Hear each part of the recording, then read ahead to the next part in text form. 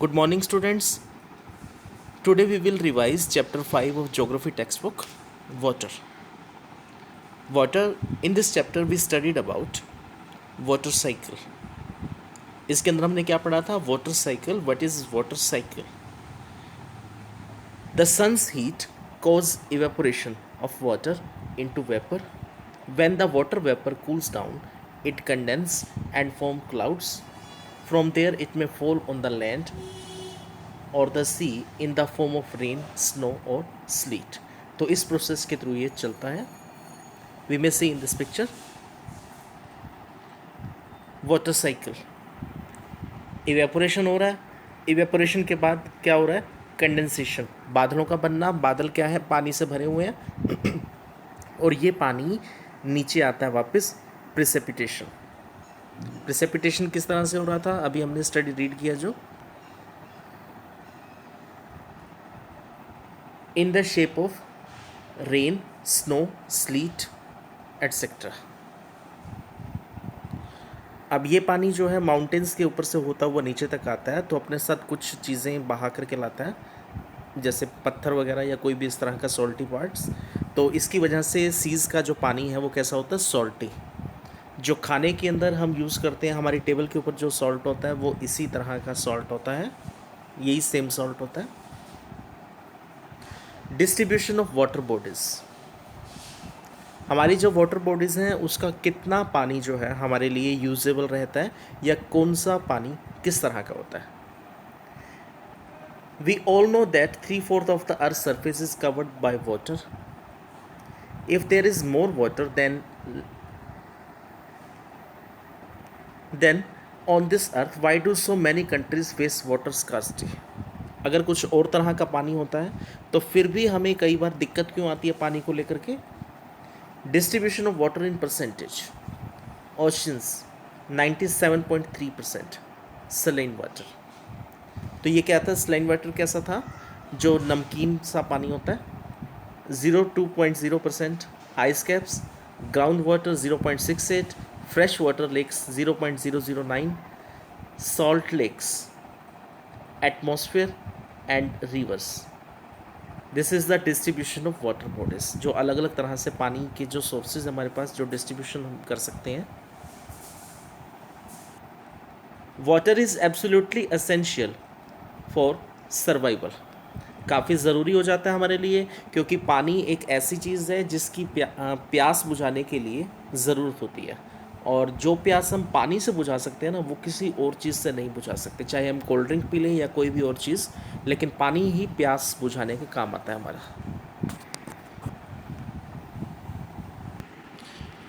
Next is ocean circulation. There is something magical about walking bare feet on the sea shore, the wet sand on the बीच.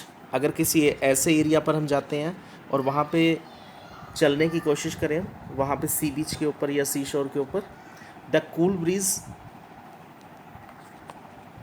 हवा ठंडी होती है. Sea birds, the smell of the salt in the air and music of the waves. तो ये सारी चीज़ें हम वहाँ पर फील करते हैं. Ocean water keeps moving continuously, never still. The movements that occur in oceans can be divided in waves, tides and currents. तो ये तीन तरह से जो है मूव करता है. जो वाटर है वो कभी भी एक जैसा नहीं रहता, मूविंग रहता है, कॉन्टिन्यूसली मूव करता रहता है. और 3 कैटेगरीज उसके अंदर हमने स्टडी किया था, waves, tides and currents. First is waves. When you are playing throw ball on the beach and the ball falls into water, what happens. एक एग्जाम्पल हमने इसमें किया था कि अगर कोई बॉल पानी के अंदर गिरती है तो क्या होता है, थोड़ी देर के बाद वापस सी शोर पर आ जाती है. अब होता क्या है, हवा जब एयर जब ब्लो होती है तो एयर जैसे पानी को टच करती है तो उसके साथ पानी जो है आगे खिसकता है. When the water on the surface of the ocean rise and falls alternately, they are called waves. और पानी क्या होता है, पानी थोड़ा सा उछलता है फिर नीचे हो जाता है, तो ये प्रोसेस चलता रहता है, इसे वेव्स कहा गया था. During a storm, the winds blowing at very high speed from Hugh waves. तो हवा जितनी तेज़ होती है पानी उतना ही जल्दी फ्लो करता है, आगे चलता है. दीज में कोज ट्रेमेंडस डिस्ट्रक्शन. कई बार नुकसान भी होता है। और ये नुकसान होता किस वजह से है, जब पानी के नीचे जो जगह है, जो ज़मीन है या जो लैंड है, जो जिसके नीचे का जो हिस्सा है, तो वहाँ पर अर्थक्वेक आता है, वोल्केनिक एरप्शन जब होता है, और वोल्केनिक इरप्शन होता है वहाँ पर, अंडर वाटर लैंडस्लाइड्स होती हैं। तो ये क्या करती हैं, ओशियन वाटर्स के अंदर मूवमेंट बढ़ाती हैं, और इस मूवमेंट को नाम क्या दिया जाता है, सुनामी, जब टाइडल वेव्स आती हैं। May be as high 15 metre is formed, approx 15 metre तक ये फॉर्म होती हैं। और अभी तक जो सबसे बड़ी सुनामी जो मेज़र की गई है वो कितनी रही है, 150 metre high. These waves travel at speed more than 700 kilometer per hour. Tsunami of 2004 caused widespread damage in the coastal areas.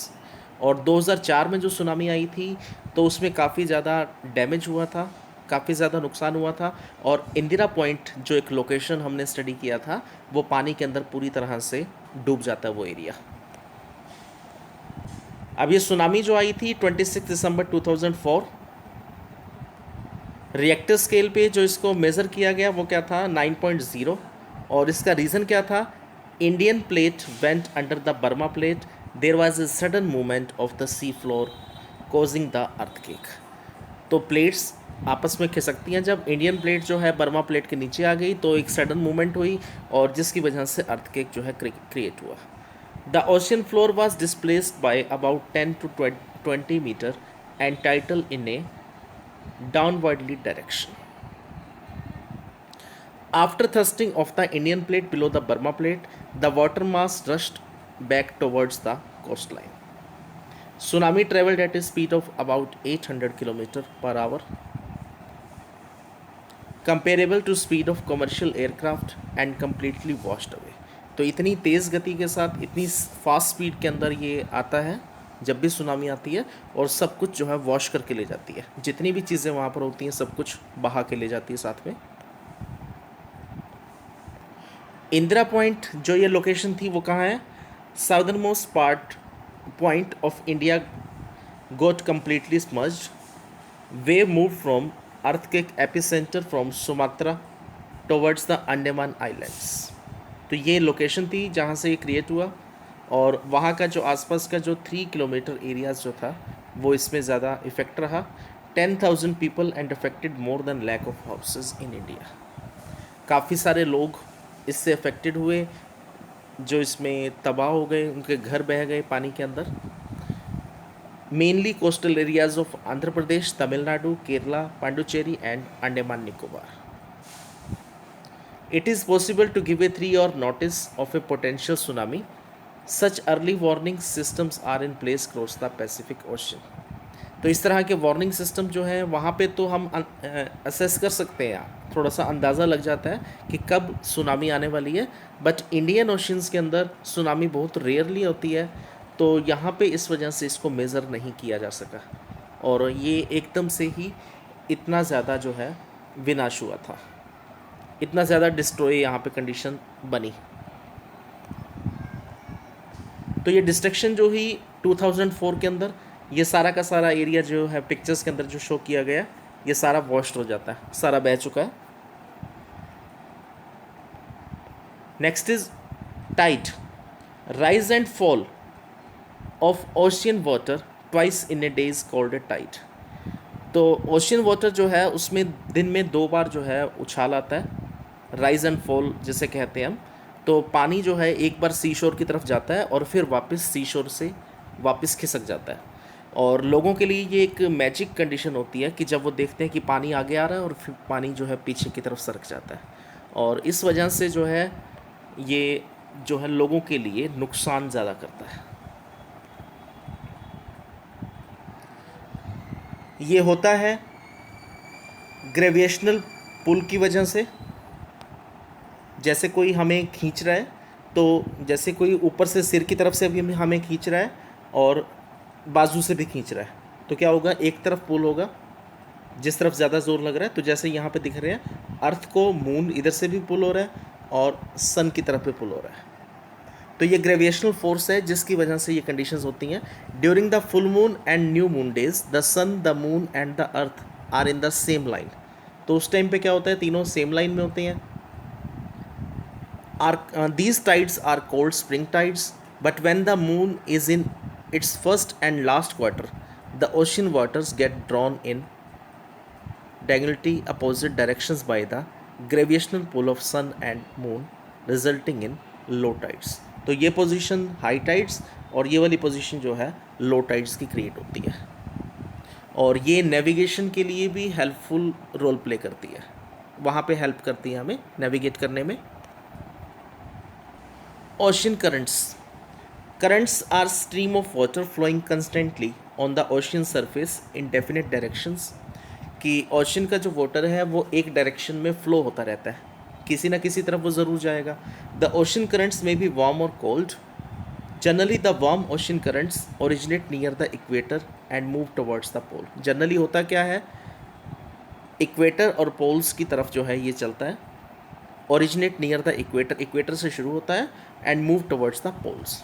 तो ये एरिया जो है कवर होता है। The Labrador ocean current is cold current while the Gulf Stream is a warm current. Map के अंदर हमने check किया था इसको, जो हमने दोनों स्ट्रीम्स देखी थी, Labrador ocean current and gulf stream, दोनों ही हमने मैप के अंदर स्टडी किया था। The ocean current influence the temperature condition of the area. Warm currents bring about warm temperature over land surface. The areas where the warm and cold currents meet provide the best fishing grounds. तो यहाँ पे fishing के लिए अच्छी conditions जो है create होती हैं इस एरिया के अंदर। Seas around Japan and the eastern coast of North America are such example. The areas where a warm and cold current meet also experience foggy weather, making it difficult for navigation. तो जहाँ पे ये conditions create होती हैं वहाँ पे क्या होता है, एंड जो क्लाइमेट जो है वहाँ का थोड़ा सा फोगी वेदर रहता है, और नेविगेट करना उस टाइम पे काफ़ी मुश्किल हो जाता है कि कौन सी डायरेक्शन है, किस डायरेक्शन में कोई शिप्स वगैरह जानी है, तो उसमें थोड़ा सा डिफ़िकल्टी वहाँ पे क्रिएट होती है। लैब्राडोर, गल्फ स्ट्रीम और ये एरिया जो है इस तरह की कंडीशंस में क्रिएट होता है जहाँ पर फिशिंग की कंडीशंस ज़्यादा रहती हैं और फॉगी वेदर होता है।